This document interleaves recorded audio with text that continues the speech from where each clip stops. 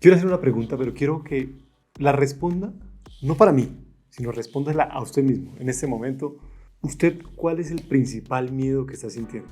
Piense una cosa, piense que esos miedos que usted está sintiendo, tal vez usted en este momento no lo esté viendo como un miedo. Tal vez lo esté viendo como algo que los psicólogos llamamos una negación pasiva, o una negación positiva, o una negación productiva. ¿Y por qué lo hablamos de esa manera los psicólogos? Como una negación. Porque generalmente las personas no saben cómo definir sus propios miedos. Y no saber cómo definir sus propios miedos hace que al final ese miedo termine enmascarado en otras cuestiones. En procrastinación, en dejar pasar, en evitar. Y eso no es un pecado. Es prácticamente lo que hace el 99% de las personas. Todo el tiempo, a través de mecanismos de miedo, hacen que hagan, dejen o queden paralizados frente a determinadas circunstancias. Y eso es muy normal. Así es que si usted quiere saber cuál es ese miedo, porque no le voy a decir cómo curarlo, le voy a decir cómo identificarlo para empezar a trabajarlo, porque los mecanismos del miedo son muy importantes. Es muy importante que usted tenga miedo en su vida, pero lo que no es importante y lo que sí tenemos que erradicar es que ese miedo esté complicando sus sueños como emprendedor, sus sueños como profesional o que cualquier proyecto se vea paralizado por ese miedo que está usted desarrollando. Que hasta el final del video hoy voy a desarrollar 5 preguntas que usted se tiene que hacer hoy para identificar esos miedos que están complicando su vida. ¿Qué tal, berraco o berraca? Mi nombre es John López. Soy psicólogo, trabajo como estratega digital para emprendedores, para negocios, para políticos, para todo lo que se pueda vender a través de internet. Pero ¿qué me he encontrado? Me he encontrado que muchas veces no es el mecanismo, ni es el proceso, ni el modelo de venta, ni el negocio lo que finalmente complica al emprendedor. En caso de emprendedores o de profesionales que se quieren posicionar en un mercado que cada día es más competitivo. Me doy cuenta que lo que más impacta a las personas son los comportamientos, ¿no? Pueden tener dinero en el banco o pueden no tenerlo y tener muchas ideas, pero finalmente el comportamiento de las personas, sus pensamientos, hacen que eso los complique. Por eso he diseñado una estrategia que he denominado Fábrica de Dopamina. Es un espacio ¿para qué? Para trabajar todos los aspectos emocionales, comportamentales y de productividad para que emprendedores, profesionales y personas que quieren cambiar su vida y mejorar sus negocios lo puedan hacer. Aquí abajo va a encontrar el link para que usted ingrese, si en ese momento ya tenemos inscripciones abiertas, o a la lista de espera para que sea notificado de todos los contenidos y sea notificado de las diferentes estrategias que estaremos desarrollando para que cosas como las que vamos a hablar en este video, como el miedo, como todo lo que rodea el miedo, todos los núcleos neurobiológicos que están impactando el miedo, hagan que usted tenga estrategias más claras para desarrollar su vida, para desarrollar esos componentes que son muy importantes. Mi nombre es John López, como le decía, soy psicólogo y terminé desviado en el marketing digital porque en gran parte es un modelo en el cual me ha permitido construir la vida de muchas personas, de negocios para los cuales he prestado servicios y para estudiantes en nuestra escuela de negocios, que también todos esos links van a quedar aquí en la descripción. Pero hoy no vengo a hablarle necesariamente de todo lo que estoy haciendo, sino de por qué las personas están sintiendo miedo, por qué todo el tiempo estamos paralizados frente a alguna circunstancia que podría ser la piedra angular que desarrolle nuestra vida. Y voy a leer una cita de Mark Twain que decía: soy viejo y durante mi vida viví muchas desdichas, muchas de ellas que no sucedieron. Mark Twain hace esta evaluación después de haber pasado una vida para él maravillosa y haber dejado un legado genial, extraordinario con todos sus escritos y que hasta el día de hoy lo recordamos, pero él también tenía miedo. Y como le dicen las abuelas a uno, gran parte de las cosas que usted piensa, que se imagina que van a suceder, nunca suceden. Es más, hay gente tan osada que ya ha puesto inclusive un porcentaje. El 90% de las cosas que usted se imagina nunca van a suceder. Y si esas cosas no van a suceder y están en mi cabeza, ¿qué es lo que está pasando en mi vida? Pues resulta que muchos de esos mecanismos que el cuerpo está diseñando para responder a esas posibles amenazas, como por ejemplo, que la persona tenga miedo de emprender ese nuevo proyecto. Incluso, si usted está pensando en renunciar en este momento a su trabajo, hay algo que todos los días va a hacer que le cueste muchísimo más. va a haber algo que todos los días sienta dentro de sí una intranquilidad permanente para que usted no pueda realmente tomar esa decisión. En el amor, ¿cuántas personas no han estado enamorados? Están atraídos por una persona y el miedo los paraliza y ni siquiera pueden acercarse a esa persona, ni siquiera pueden decirle un hola. A mí me ha pasado muchas veces, a pesar que considero que soy una persona que ha enfrentado muy bien sus miedos, he sido arriesgado en la vida, pero muchas veces el miedo me ha paralizado o ha hecho que evite un tipo de confrontación que es necesaria para ese momento y que ese miedo al final complique posteriormente las cosas, porque al no enfrentar en ese momento la circunstancia ha hecho que se me generen muchos problemas. Decimos nosotros, es mejor rojo una vez que pálido toda una vida. Y es completamente cierto este dicho, porque muchas veces no enfrentamos las cosas por ese miedo y lo enmascaramos en otras circunstancias. Es que a mí no me gusta pelear, a mí no me gusta pelear, no me gustan los conflictos, y empiezan a evitar. Y tal vez ese conflicto que es necesario en ese momento con un empleado, con su pareja, termina complicándolo a largo plazo porque son temas de comunicación que no se resuelven. Y por eso, cuando estamos hablando de miedo, estamos hablando de circuitos cerebrales, en este caso la amígdala, que en su estímulo lateral, que rodea también el núcleo accumbens, hace que las personas eviten. ¿Y por qué pasa eso? Porque de alguna manera, porque nosotros enviamos esa señal al cerebro y el cerebro está percibiendo como una amenaza sobre la cual tiene que proteger, y para esto desencadena una cantidad de reacciones corporales que hacen que las personas se paralicen. O sea, realmente una persona que tiene miedo a hablar en público está paralizada. ¿Por qué? Porque en ese momento está sintiendo que se le va la respiración, está sintiendo que se enrojece, está sintiendo que no puede hacer esa presentación frente a ese público. Entonces vamos a empezar con las 5 preguntas que usted tiene que hacer. ¿Y por qué son 5 preguntas? Porque necesitamos de alguna manera sacar el miedo a flote. Necesitamos que ese miedo que está encubierto, está envuelto en un papelito que puede ser lindo, hace que le complique la vida. La primera pregunta que usted tiene que hacer es: ¿cuál es la peor pesadilla que usted tiene en ese momento? ¿Cuál es la peor pesadilla pero que usted no esté durmiendo, que esté despierto? Incluso yo he tenido durante una etapa de mi vida muchos problemas en temas de sueño, no porque no pueda dormir, sino porque mi cerebro se activa en determinado momento y repite una misma pesadilla, que he ido trabajando con mi psicólogo. Soy psicólogo y tengo un psicólogo que está trabajando ese problema conmigo, un gran psicólogo que también voy a dar el enlace aquí en la descripción para que ustedes también lo consulten. Un psicólogo que basa todas sus estrategias en hipnosis, porque gran parte de esos pensamientos que han venido en pesadillas y en sueños han sido producto no de una construcción voluntaria, sino de involuntaria y de procesos inconscientes que vienen recogiéndose a través de miedos en mi vida. Por eso pregúntese cuál es la peor pesadilla. Muchas madres sufren por sus hijos. Muchas madres están pensando: ay, Dios mío, ¿qué va a ser la vida de mis hijos? No puedo protegerlos, hay mucha inseguridad en la calle. Y toda esa preocupación permanente, todo ese miedo hace que ellas creen mecanismos protectores o sobreprotectores sobre los muchachos y las muchachas, que hacen que al final les compliquen la vida a ellos en un mundo en el cual está lleno de dificultades, está lleno de sufrimientos, está lleno de peligros, pero que gran parte de ellos no puede controlar. Si usted se preguntó cuál es esa pesadilla que está teniendo en ese momento, piense, ¿cuál puede ser la peor pesadilla que puede tener? Tal vez que fallezca una persona, tal vez que pierda el empleo y no pueda tener ninguna circunstancia de comer. Puede ser que tal vez usted se pare frente a ese auditorio o frente a ese grupo de personas y quede paralizado y se burlen de usted. Piense cuál es la peor pesadilla que usted puede tener en este momento. Pero no piense en términos fatales totalmente. Piense en términos parciales, porque tal vez la peor pesadilla para usted en este momento es quedarse sin empleo. Para otra persona eso puede ser simplemente una circunstancia. ¿Por qué? Porque ha construido un sistema de ingresos pasivos que realmente perder un empleo es simplemente perder una fuente de ingresos. Entonces, su peor pesadilla no es la peor pesadilla para otra persona. Es única y exclusiva para usted. No piense en absolutamente nada más. Ahora, ¿ya pensó en su peor pesadilla?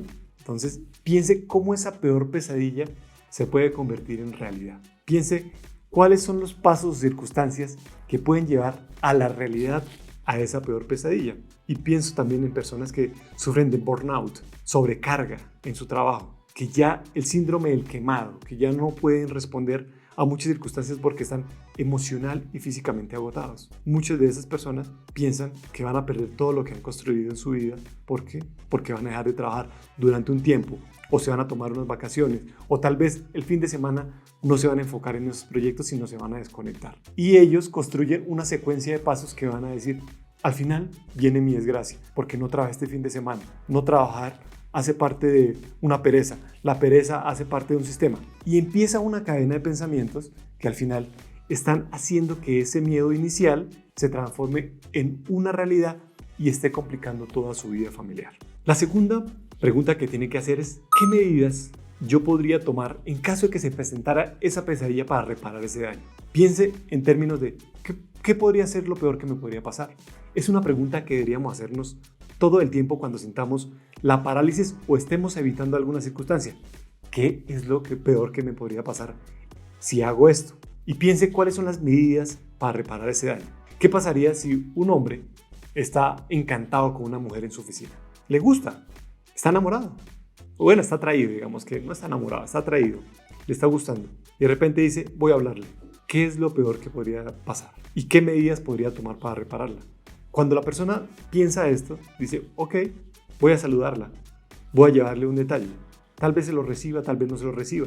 Pero de alguna manera, cuando el miedo que está enmascarado en, uy, no, yo prefiero ser prudente, yo soy un caballero y no quiero hablarle a esa persona, empieza a descubrirse y a no tener esa máscara sobre la cual yo estoy disfrazando ese miedo que me está paralizando o estoy haciendo que evite la circunstancia, yo lo que voy a hacer en ese momento es ver cuáles son los pasos hacia atrás que podría tomar. ¿Por qué? Porque si yo sé exactamente cómo lo puedo arreglar, yo también puedo saber cómo lo puedo dañar.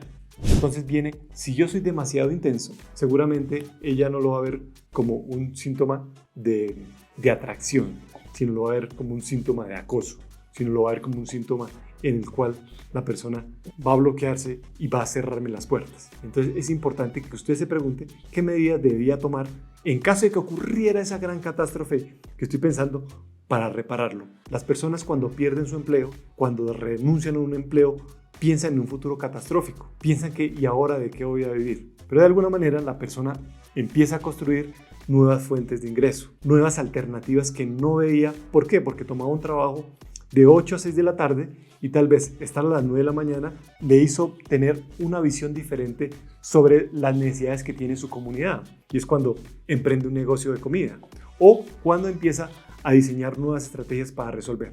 Una de las grandes estrategias, aquí haciendo un pequeño paréntesis, es que usted siempre resuelva un problema y nunca va a tener problemas de ingresos. Resuelva un problema a las personas y nunca va a tener problemas de ingresos. Por eso si usted resuelve a muchas personas ese mismo problema, va a tener muchos ingresos sobre los cuales va a soportar cualquier tipo de modelo de negocio. La tercera pregunta que usted tiene que hacerse es ¿qué beneficios tendría en caso que ese miedo o eso que me está paralizando no fuera real? Piensa en los beneficios. Y es aquí donde los coaches hablan sobre el tema de la energía, de cómo proyectar. Hacer esa proyección en el tiempo permite que nosotros tengamos, de alguna manera, sin vivir, sentir todo eso que estamos sintiendo en ese momento. Piense por un momento, ¿cómo sería su vida sin deudas? Y piense todos los beneficios que tendría en ese momento. Piense que su negocio esté vendiendo todos los días y que no tenga problemas de clientes, que el flujo de caja esté permanente. Ese pensamiento está generando dopamina en su cerebro y es lo que nos pasa muchas veces cuando nosotros anticipamos el triunfo sin haber ocurrido.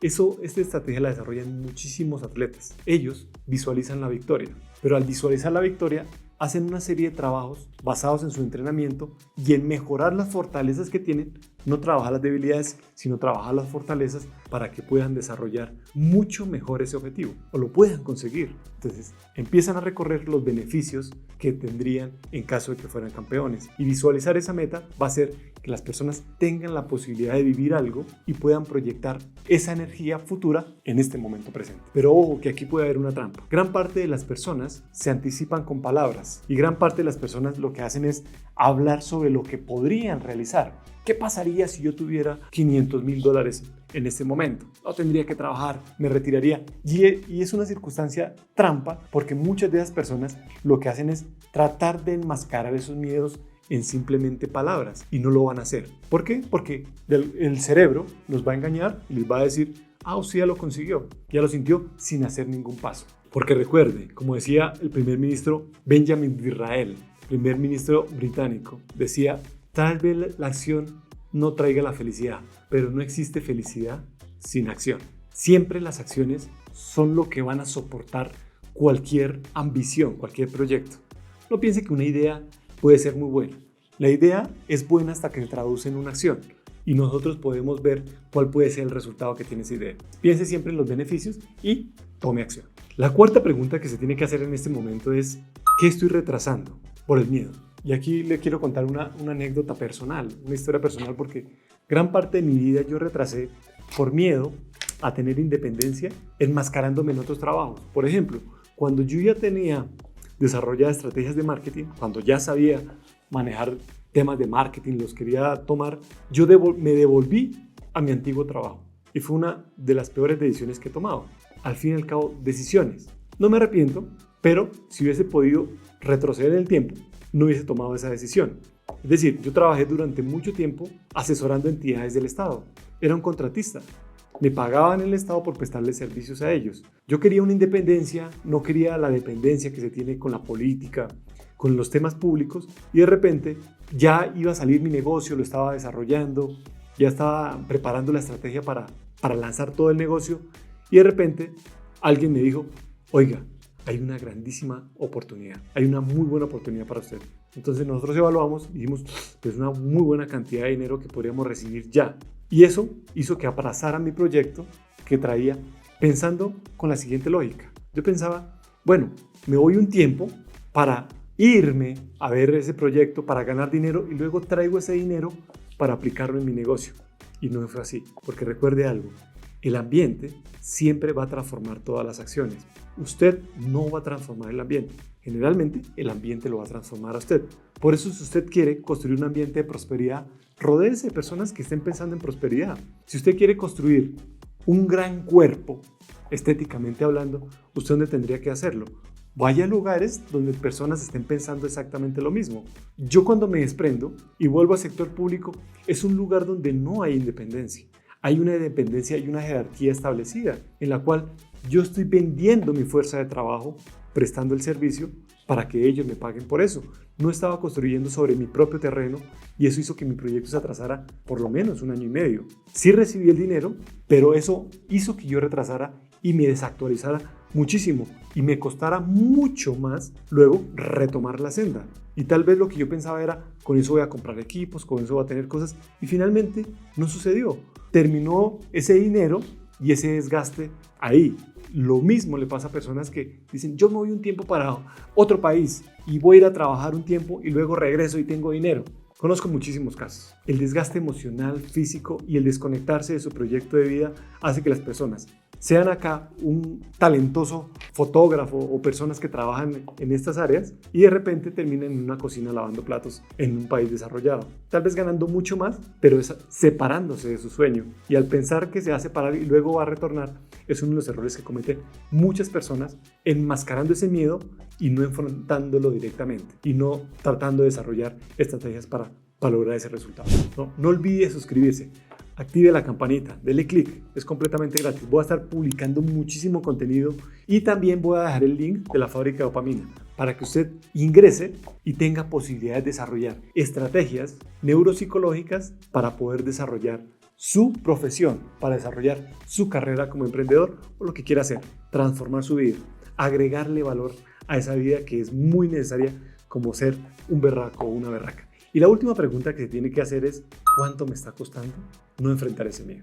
Gran parte de las personas, al tener el miedo, les cuesta emociones, incluso dinero.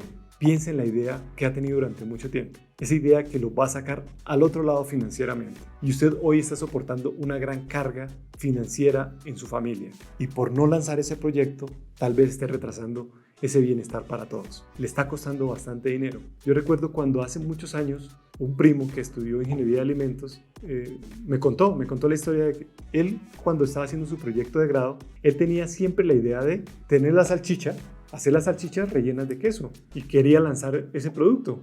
dentro de una marca con la cual estaba trabajando. Y él decía, yo quisiera lanzar eso porque en el mercado en ese momento no existía una salchicha rellena de queso. Procrastinó, el miedo. Se lo comentó a un profesor que era el tutor de la universidad y el profesor le dijo, eso realmente nadie va a querer ese producto. ¿Qué pasó? Tiempo después apareció una marca con salchichas con queso por dentro. Él hasta el día de hoy se arrepiente de no haber lanzado esa idea.